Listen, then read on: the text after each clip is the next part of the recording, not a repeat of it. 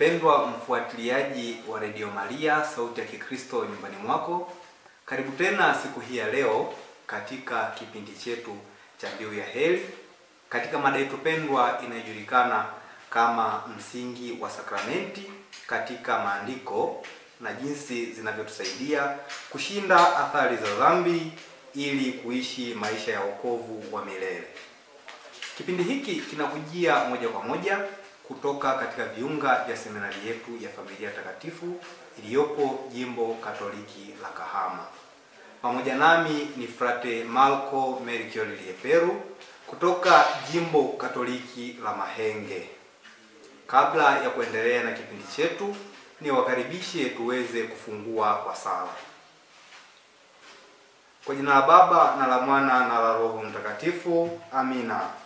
Baba yetu uliye mbinguni, jina lako litukuzwe, ufalme wako ufike, utakalo lifanyike duniani kama mbinguni. Utupe leo mkate wetu wa kila siku, utusamehe makosa yetu kama tunavyowasamehe na sisi waliotukosea, usitutie katika kishawishi lakini utuokoe maovuni. Amina. Salamu Maria, umejaa neema, Bwana yu nawe, umebarikiwa kuliko wanawake wote, na Yesu mzao wa tumbo lako amebarikiwa. Maria mtakatifu, mama wa Mungu, utuombee sisi wakosefu, sasa na saa ya kufa kwetu. Amina. Atukuzwe Baba na Mwana na Roho Mtakatifu, kama mwanzo na sasa na siku zote na milele. Amina. Kwa jina la Baba na la Mwana na la Roho Mtakatifu. Amina. Basi mpendwa mfuatiliaji wa kipindi chetu, nikukaribisha tena siku hii ya leo, ambapo katika kipindi chetu kilichopita pamoja naye Frate Richard Matare tuliweza kuangaza kwa ufupi na kuona juu ya sakramenti zetu mbalimbali. Frate Richard Matare kwa kifupi walau aliweza kutujulisha juu ya sakramenti tatu ambazo ndani ya Kanisa Katoliki tunazipatia jina la sakramenti ambazo zinamuingiza Mkristo katika Ukristo wake. Nazo zilikuwa ni sakramenti ya ubatizo, sakramenti ya kipaimara pamoja na sakramenti ya Ekaristi Takatifu. Leo hii pamoja nami Frate Marco Melchior Lieperu nipo hapa kama nilivyokwisha kuitambulisha mada yetu ya msingi wa hizo sakramenti mbalimbali, jinsi zinavyopata kuatiba katika maisha ya Mkristo. Alipoishia Frate Richard Matare, naomba mimi siku ya leo niendelee hapo, na kwa namna ya pekee niwakaribishe tuweze kuiona sakramenti ya kitubio au upatanisho. Kimsingi tunatakiwa kufahamu kwamba Yesu aliwapa mitume wake mamlaka ya kusamehe dhambi kama tunavyosoma katika Injili ya Yohane ile sura ya 20 aya ya 22 hadi ya 23. Yesu mwenyewe alisema, "Pokeeni Roho Mtakatifu, wowote mtakaoondolea dhambi wameondolewa, na wowote mtakaofungia dhambi wamefungiwa." Ni dhahiri kwamba wengi tukishabatizwa tunajiambia, sasa nimeshajipatia ukombozi mimi mwenyewe. La hasha, nipenda kuwaambia wapendwa wafuatiliaji wa kipindi chetu, sakramenti ya kitubio inatoa msamaha wa dhambi ambazo tulizitenda baada ya ubatizo. Hivyo basi tunaweza kurejesha neema yetu ya utakaso. Katika harakati za maisha, mwanadamu anajikuta kwamba anarudi na kuanguka tena dhambini. Na hapo ambapo anaanguka dhambini, tunaona kwamba hata Kristo mwenyewe anaona kuwe na namna ambayo itaweza kumrudisha huyo mwanadamu kwenye mstari ambao anapaswa atembee juu yake. Kristo alianzisha sakramenti hii ili basi mwanadamu aendelee kupata nafasi ya kujipatanisha na Mungu na kujongea kiti cha maungamo kilichowekwa chini ya wahudumu wa Kristo kama vile mapadre na maaskofu ambao ndo warithi wa mitume. Hebu naomba tena niwashirikishe maneno ya Mtume Yakobo. Mtume Yakobo anaandika, "Ungamianeni dhambi zenu ninyi kwa ninyi na kuombeana mpate kuponywa." Waraka wa Yakobo ile sura ya 5 aya ya 16. Wapendwa wafuatiliaji wa kipindi chetu, tunaposema swala zima la kuungamiana dhambi, inamaanisha kwamba sisi kama Wakristo wabatizwa daima tunapaswa kusameheana kwanza sisi wenyewe kwa wenyewe kabla ya kwenda kwa padre kwa ajili ya kuungama dhambi zetu. Kupitia msamaha hiyo tunaona kwamba inakuwa ni hatua ya mwanzo kabisa ya maungamo yetu. Kwa hiyo unapokuwa unaenda kwa padre ni tayari umeshapunguza ule mzigo mkubwa ambao kimsingi ulikuwa upo ndani ya mtima wako. Niwajuze kitu kimoja. Dhambi inatufanya tuugue kiroho, na sakramenti ya kitubio ndiyo dawa ya kutuponya. Kwa mantiki hiyo, ni muhimu sana kuendelea kujipatanisha na Mungu kwa njia ya sakramenti ya kitubio. Kama tunavyosoma katika kitabu cha Mithali sura ile 28 aya 13. Afichaye dhambi zake hatafanikiwa, bali yeye aziungamaye na kuziacha atapata rehema. Wapendwa familia ya Mungu, utayari wetu wa kuziungama dhambi zetu mara kwa mara hutusaidia kupata nguvu ya kuacha dhambi, kama tunavyosoma katika ile Zaburi ya 51 aya ya 10. Tunapaswa tujue kwamba kwa kitendo cha kuziungama dhambi zetu mara kwa mara inakuwa ni sala ambayo inatufanya sisi tuwe na moyo safi, na huo moyo safi ndio unakuwa chanzo cha sisi kukomaa kiroho na hata pia kuweza kuushinda huo udhaifu wa dhambi. Zaburi ya 51 hiyo aya ya 10 inasomeka kama ifuatavyo: E Mungu, uniumbie moyo safi, uifanye upya roho iliyotulia ndani yangu. Hapa imejidhihirisha wazi kwamba tunapokuwa tunaungama mara kwa mara, tunasali hiyo sala inayopatikana hiyo Zaburi ya 51 aya 10, kwamba tunamuomba Mungu mara kwa mara aweze kutupatia moyo safi, ili basi tuweze kuimarika kiroho na kwa namna ya pekee tuweze kushinda udhaifu wa dhambi. Wapendwa, nafahamu kwamba tunatamani sana kujua zaidi kuhusu hiyo sakramenti ya kitubio. Turejee basi katika kitabu cha Nabii Isaya ile sura ya 1 aya 18, lakini pia Zaburi ya 32 aya ya 5, waraka wa kwanza Mtume Paulo kwa Korinto ile sura ya 5 aya ya 18, lakini pia mwinjili Luka naye katika ile injili yake sura ya 15 aya ya 11 hadi ya 32. Kupitia hayo marejeo tunaweza kupata maelezo msingi yatiayo shime katika suala la toba. Kwa mondoko huo niwakaribishe pia tuone utajiri unaopatikana ndani ya sakramenti yetu inayofuata, nayo ni sakramenti ya mpako mtakatifu au mpako wa wagonjwa. Mpendwa msikilizaji, sasa ni wasaa wa kujua kwamba dhambi ilileta mateso na maumivu kwa mwanadamu. Hivyo basi, Mungu katika huruma yake kwa njia ya Kristo mwanaye anatupatia sakramenti hii ili basi iweze kutuponya magonjwa na kutupa nguvu.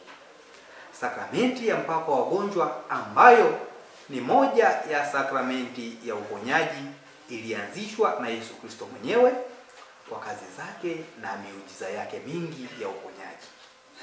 Swali linalokuja kichwani kwenu, nafahamu kama mtakuwa mnajiuliza, inawezekanaje kwamba huyo Yesu Kristo ndiye aliyeweka hiyo sakramenti? Na pia ni dhahiri kwamba Kanisa Katoliki linapata upinzani kwamba huyo Yesu Kristo yeye hakuweka hiyo sakramenti ya Ekaristi Takatifu. Nitumie wasaa huu walau kuwajuza au kuwafahamisha kwamba Yesu Kristo ndiye ambaye alianzisha hiyo sakramenti ya mpako mtakatifu wa wagonjwa. Na kwa upande wa mitume, ambapo tukiangalia sasa kuanzia hao mitume mpaka wale ambao wanawafuata, yani maaskofu, mapadre, hao ndio ambao wanafanya kazi ya kuiendeleza ile sakramenti ambayo Yesu Kristo mwenyewe aliiweka, hiyo sakramenti ya mpako mtakatifu au mpako wa wagonjwa.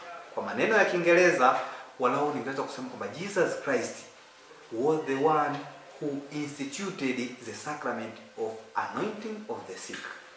Lakini kwa maneno hayo ya Kiingereza naweza nikasema kwamba how disciples, they are the ones who promulgated the sacrament of anointing of the sick. Wao ndio ambayo wamefanya kazi kubwa ya kuiendeleza na kuitangaza hiyo sakramenti kwa watu. Yesu Kristo katika kazi zake tunaona kwamba alikuwa anafanya kazi ya kuwaponya wagonjwa na kuwarejeshea afya zao. Najua swali lililo vichwani mwenu mara baada ya maelezo haya ni kwamba sasa mbona huyo Yesu ambaye aliiweka hiyo sakramenti ameshakufa? Inakuwaje hiyo sakramenti inaendelea kufanya kazi wakati yeye ambaye aliiweka hiyo sakramenti angali hayupo pamoja nasi? Niwatoe shaka ndugu zangu, Yesu alikuwepo, Yesu yupo, na Yesu ataendelea kuwepo kupitia watu wake, na sio lazima huyo Yesu tuweze kumuona kwa macho yetu ya nyama. Ndiyo maana wakati angali bado hapa duniani, Yesu aliwapa mitume huo uwezo wa kuwaponya watu wakiwa kama wasaidizi wake na wakiwa kama waendelezaji wa kazi yake. Tunasoma katika Injili ya Marko ile sura ya 6 aya ya 13.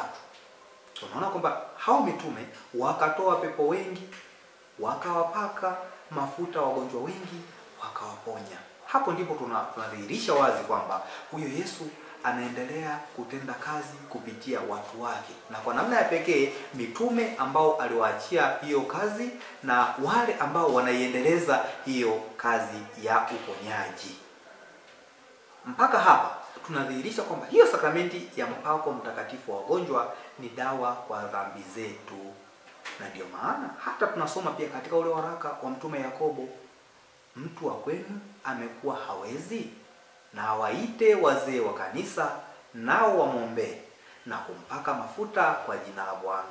Hii inapatikana katika ule waraka wa Yakobo ile sura ya 5 aya ya 14.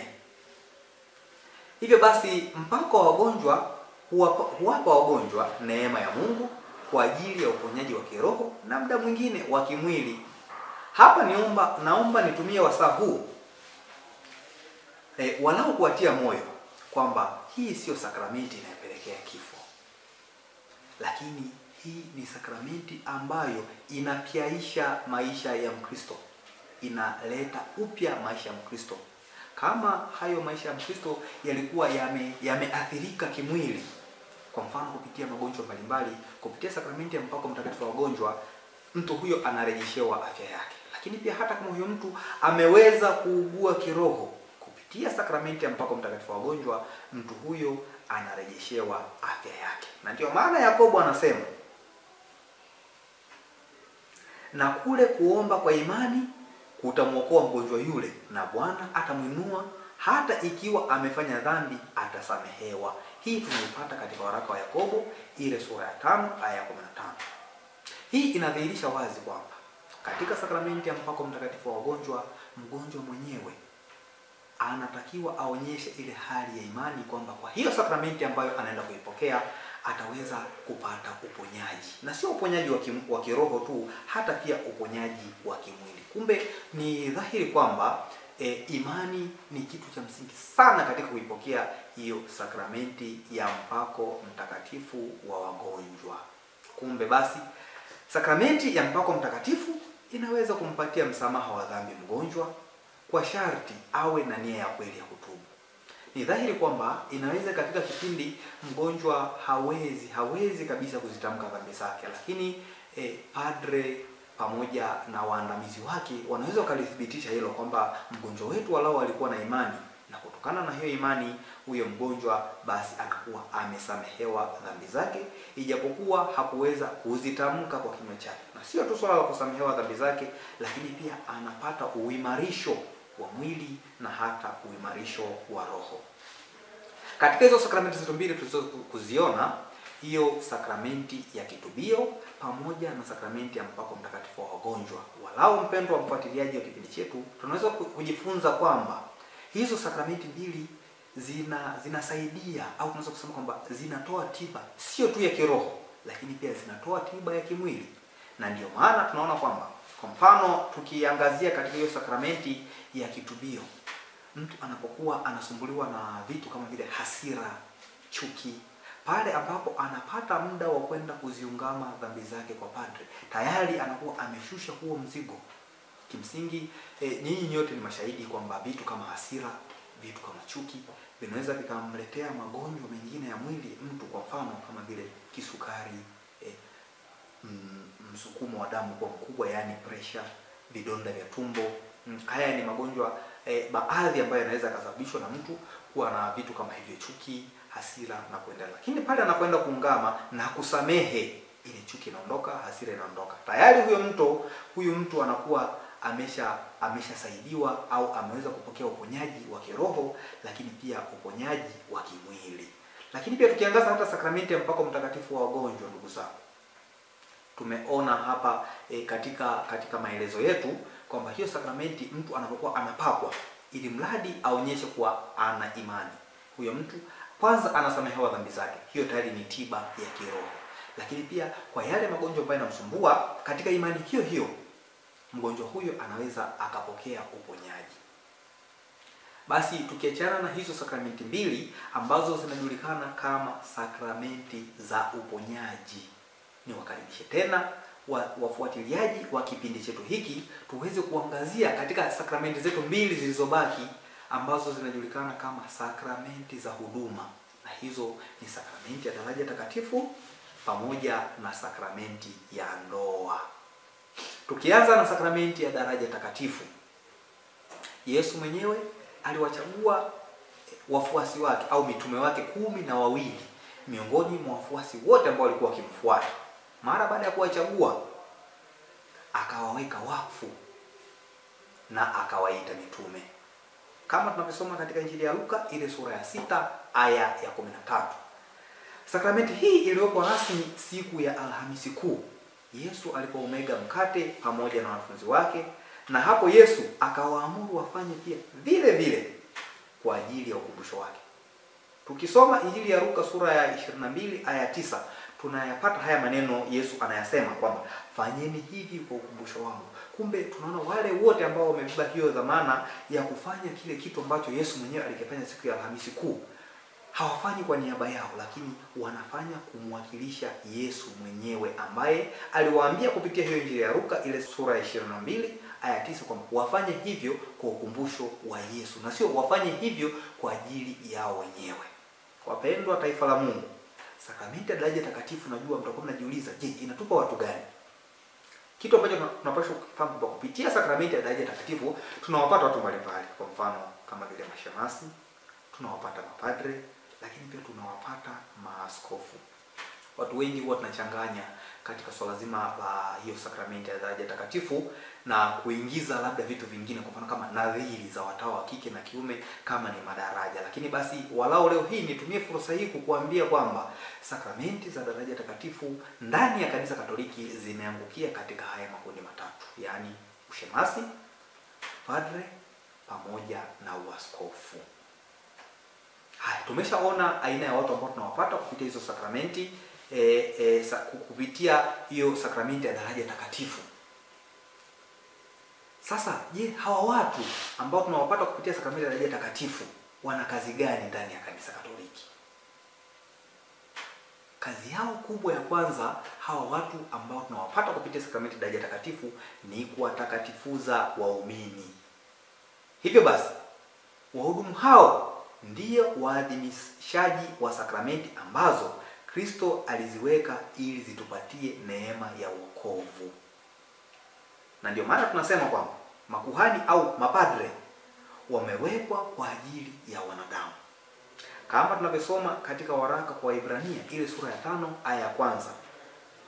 Kwa maana kila kuhani mkuu aliyetwaliwa katika wanadamu amewekwa kwa ajili ya wanadamu katika mambo ya mhusuyo Mungu. Hivyo basi ndugu zangu, tunaona wazi kwamba kupitia sakramenti ya daraja takatifu tunawapata hawa watu.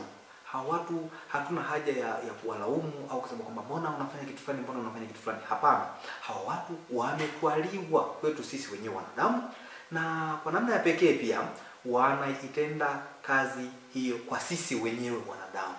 Kwa hiyo tunapaswa kushirikiana nao na kuonyesha ile hali ya kuthamini kile kitu ambacho Mungu mwenyewe amewaita waweze kukifanya. Kupitia hilo daraja takatifu tunawapata hao watu ambao kupitia sadaka ya misa takatifu na maadhimisho ya sakramenti mbalimbali waumini wanapata neema na kutakatifuzwa. Wapendwa familia ya Mungu, najua bado tunayo shauku ya kujua zaidi kuhusu hiyo sakramenti ya daraja takatifu. Lakini basi kwa sababu tuna uhitaji wa kujua pia sakramenti ingine iliyobaki, hiyo sakramenti ya huduma ambayo ni sakramenti ya ndoa, ni waombe tuweze kujitafutia muda na tufuatilie zaidi, kwa sababu hata mtume Petro katika waraka wake wa kwanza ile sura ya 5 aya ya 2 hadi ya 3, nabii Yeremia katika ile sura yake ya 3 aya ya 15, lakini pia hata waraka wa Waefeso ile sura ya 4 aya ya 11 hadi ya 12. Kupitia marejeo hayo walau tunaweza tukapata maelezo zaidi yanayohusu hiyo sakramenti yetu ya daraja takatifu. Ni waombe basi nitumie sasa wasaa huu tuweze kumalizia sakramenti yetu ya mwisho, sakramenti ya huduma ambayo ni sakramenti ya ndoa. Katika sakramenti ya ndoa tunaona kwamba katika maadhimisho mbalimbali, hata jinsi inavyoelezwa pia katika maandiko matakatifu, ndoa imekuwapo tangu pale Mungu aliposema katika kitabu cha Mwanzo ile sura ya 2 aya ya 24. Kwa hiyo mwanamume atamwacha baba yake na mama yake, naye ataambatana na mkewe, nao watakuwa mwili mmoja. Tunapaswa kujua kwamba sakramenti ya ndoa ilianzishwa rasmi na Yesu Kristo mwenyewe pale aliposisitiza umoja na utakatifu wa ndoa, kama tunavyosoma katika Injili ya Mathayo sura ile ya 19 aya ya 4 mpaka ya 6. Yesu aliulizwa naye akajibu akawaambia, hamkusoma ya kwamba yeye aliwaumba mwanzo, aliwaumba mtu mume na mtu mke? Akasema, kwa sababu hiyo mtu atamwacha babaye na mamaye, ataambatana na mkewe, na hao wawili watakuwa mwili mmoja. Hata wamekuwa si wawili tena, bali mwili mmoja. Basi aliyowaunganisha Mungu, mwanadamu asiwatenganishe. Mpendwa mfuatiliaji wa kipindi chetu, haya maneno sio mageni masikioni pako. Ni maneno ambayo mara nyingi huwa tunayasikia yakitamkwa wakati hiyo sakramenti ya ndoa ikiwa inaadhimishwa. Hiyo inaonesha wazi ni namna gani hiyo sakramenti ilivyokuwa katika muunganiko mkubwa ambao sio rahisi kuuvunja. Kwa akili za kibinadamu tunaweza tukasema kwamba ni rahisi sana kuuvunja huo muunganiko, lakini katika hali yake ile ya uhalisia, kama Mungu mwenyewe ambavyo ametaka iwe, sio rahisi kuivunja. Kwa sababu tunaweza pia tukachukua mfano huo wa huo muunganiko kuwa na nguvu sana kwa kufananisha na ule muunganiko wa Yesu na kanisa lake. Yesu yupo karibu na kanisa lake. Kuvunja huo muunganiko ambao Yesu anao na kanisa lake ni ngumu sana. Kwa hiyo tunasisitizwa sana ndugu wasikilizaji, kama wewe ni mwanandoa, lakini hata kama unaye ndugu yako ambaye ni mwanandoa, walau uweze kumfahamisha kuhusu hicho kitu, kwamba kitendo cha kuivunja sakramenti ya ndoa ni kitu ambacho tunakifanya, lakini basi kimsingi ni kitu ambacho kipo nje kabisa na maadili ya kanisa Katoliki. Sakramenti ya ndoa inawaunganisha mwanamume na mwanamke katika agano takatifu. Muunganiko huo, kama nilivyokwisha sema mwanzoni, ni mfano wa muunganiko wa Kristo na kanisa lake. Ndugu zangu, sakramenti ya ndoa inakuwa tiba sasa, kama vile tunavyoshuhudia kwamba kupitia hiyo sakramenti ya ndoa inatusaidia kuishi kwa upendo na uaminifu. Kama Kristo alivyoungana na kanisa lake kwa upendo na uaminifu, ndivyo ndoa nayo pia inapaswa kuwa. Ndani ya ndoa kuwe na upendo, lakini pia ndani ya ndoa kuwe na uaminifu. Kwa sakramenti ya ndoa mwanamke na mwanaume wanakuwa mwili mmoja. Hivyo basi ukweli unabaki pale pale ndugu zangu, kwamba sakramenti hii ni dawa na inatibu dhambi na kuhakikisha kwamba kunawasaidia wanandoa kuishi kwa upendo na uaminifu kwa wenyewe, na pia kuishi kwa upendo na uaminifu kwa Mungu wao ambaye ndiye aliyewaumba.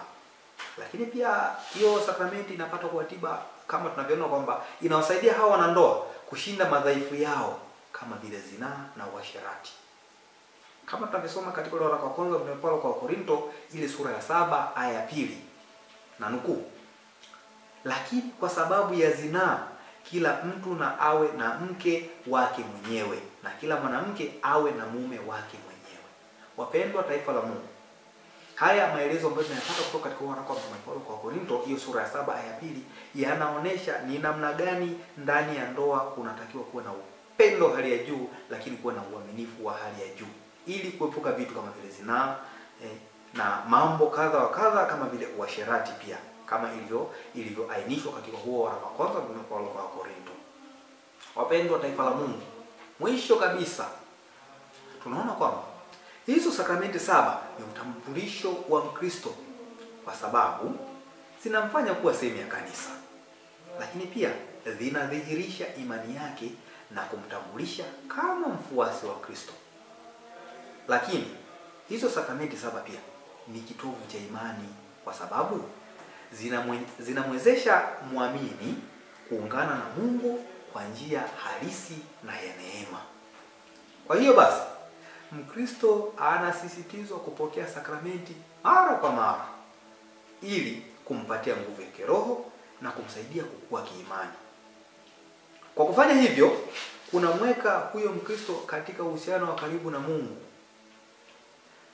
Nikinukuu pia Mtakatifu Tomaso wa Aquino aliwahi kusema, kukataa sakramenti ni kujikataa mwenyewe kutoka chanzo cha neema. Kwa hiyo mpendwa mfuatiliaji, unatakiwa ufahamu kuanzia leo kwamba pale unapokataa kuipokea sakramenti fulani, ni tayari hakuna haja ya kujiuliza zaidi, ni tayari umeshajitoa kwenye hicho chanzo cha neema. Hatujui kwamba hiyo neema inakujia kwa mtindo gani, lakini walau unapaswa ufahamu kwamba tayari umeshajitoa kwenye hicho chanzo cha neema. Kumbe bila ubatizo na kitubio mtu anabaki kuwa mtumwa wa dhambi. Lakini pia bila ekaristi takatifu hatuwezi kuwa na uzima ndani yetu. Mpendwa mfuatiliaji, kupitia sakramenti ya ekaristi takatifu tunampokea Yesu na kumkaribisha ndani yetu. Hivyo basi, unavyokataa kabisa kuipokea sakramenti ya ekaristi takatifu, tayari umeshamkataa Yesu mwenyewe aweze kuishi ndani yako, nawe uweze kuishi ndani yake. Mtakatifu Yohane Maria Vianney aliwahi kusema, kujiepusha na ekaristi ni kama kujiweka mbali na jua la neema. Kila mmoja mpendwa mfuatiliaji wa kipindi chetu anafahamu umuhimu wa jua. Jua ndilo linalotoa mwangaza. Kwa hiyo sasa wewe unapojiweka mbali sasa na huyo Yesu wa ekaristi, au unapojiepusha na hiyo ekaristi takatifu, tayari umejiondoa kabisa na ule mwangaza ambao kwa namna moja au nyingine unaweza kukupatia hiyo neema, ambayo ni neema inayotoka kwa Bwana wetu Yesu Kristo mwenyewe. Kama tunavyojua kwamba kupitia sakramenti ya ekaristi takatifu tunashiriki yale maumbo ya mkate na divai wa Bwana wetu Yesu Kristo kwa mwili wake na damu yake. Kumbe hatupaswi kujiwekea vikwazo vya masakramenti, hivyo kuishi bila masakramenti, kwa sababu kwa njia ya sakramenti tunapata neema kutoka kwa Mungu ambayo hutusaidia kufika mbinguni. Sakramenti hizi 7 zinatokana na hitaji la mwanadamu kuunganishwa tena na Mungu baada ya dhambi. Kwa hiyo kila sakramenti ina nafasi yake katika mpango wa wokovu, ikimpa Mkristo neema ya kushinda dhambi na kuishi maisha matakatifu. Ndugu zangu, hizo sakramenti zililetwa na Bwana wetu Yesu Kristo. Turudi nyuma na kuangalia kidogo katika kile kitabu cha Mwanzo, hasa ile sura ya 3 ambapo tunakutana na anguko la mwanadamu. Hilo anguko la mwanadamu limepata tiba sasa kwa kuanza na hiyo sakramenti ya ubatizo. Sakramenti ya ubatizo ndipo ambapo mwanadamu kama anaondolewa ile dhambi ya asili ambayo chanzo chake tunakipata kule kwenye hilo anguko la mwanadamu. Kwa hiyo kwa njia ya kupokea sakramenti tunashinda dhambi na kuishi maisha matakatifu. Mpendwa mfuatiliaji wa kipindi chetu, tunaona wazi kwamba katika kipindi chetu cha leo walau tumeweza kuona kwa ufupi juu ya sakramenti zetu hizo 4 ambazo tunaziweka katika makundi mawili. Sakramenti 2 ambazo nilikwisha sema kwamba ni sakramenti za huduma, sakramenti ya ndoa pamoja na sakramenti ya daraja takatifu, lakini pia hizo sakramenti za uponyaji ambazo ni sakramenti ya kitubio pamoja na sakramenti ya mpako mtakatifu au mpako wa wagonjwa. Naye Frateri Richard Matare wa Jimbo Katoliki la Geita aliweza kutupa walau kwa ufupi juu ya sakramenti ambazo zinamuingiza Mkristo katika Ukristo wake. Nazo zilikuwa ni sakramenti ya ubatizo, ilikuwa ni sakramenti ya kipaimara na sakramenti ya Ekaristi Takatifu. Na tumeona wazi kwamba hizo sakramenti zote 7 zimepata kuwa tiba kwa dhambi zetu ambazo tunazifanya mara kwa mara hizo dhambi, iwe kwa kujua au kwa kutokujua. Nitumie sasa wasaa huu kuwashukuru wapendwa wa taifa la Mungu na kuwakaribisha katika kipindi kijacho tuweze kuona kwa undani zaidi juu ya sakramenti ya ndoa. Ndugu zangu au mafuatili wenzangu watakaofuata wataweza kuwafafanulia kwa undani zaidi juu ya hiyo sakramenti ya ndoa na kuwajuza maana ya hiyo sakramenti, chimbuko lake na hata kilele cha hiyo sakramenti ya ndoa. Kipindi hiki kimeletwa kwenu nami Frate Marco Melikioli Peru kutoka Jimbo Katoliki la Mahenge, ninayesoma masomo yangu ya teolojia katika seminari hii kuu ya kitaifa ya Familia Takatifu inayopatikana Jimbo Katoliki la Kahama. Asanteni na karibuni kwa vipindi vinavyofuata. Nitumie wasaa huu kukukaribisha tufunge kwa sala. Kwa jina la Baba na la Mwana na la Roho Mtakatifu. Amina. Tunaukimbilia ulinzi wako, mzazi mtakatifu wa Mungu. Usitunyime tukiomba katika shida zetu, utuokoe siku zote kila tuingiapo hatarini. Ewe Bikira mtukufu na mwenye baraka. Amina. Moyo mtakatifu wa Yesu, utuhurumie. Moyo safi wa Mama Bikira Maria, utuombee. Kwa jina la Baba na la Mwana na la Roho Mtakatifu. Amina.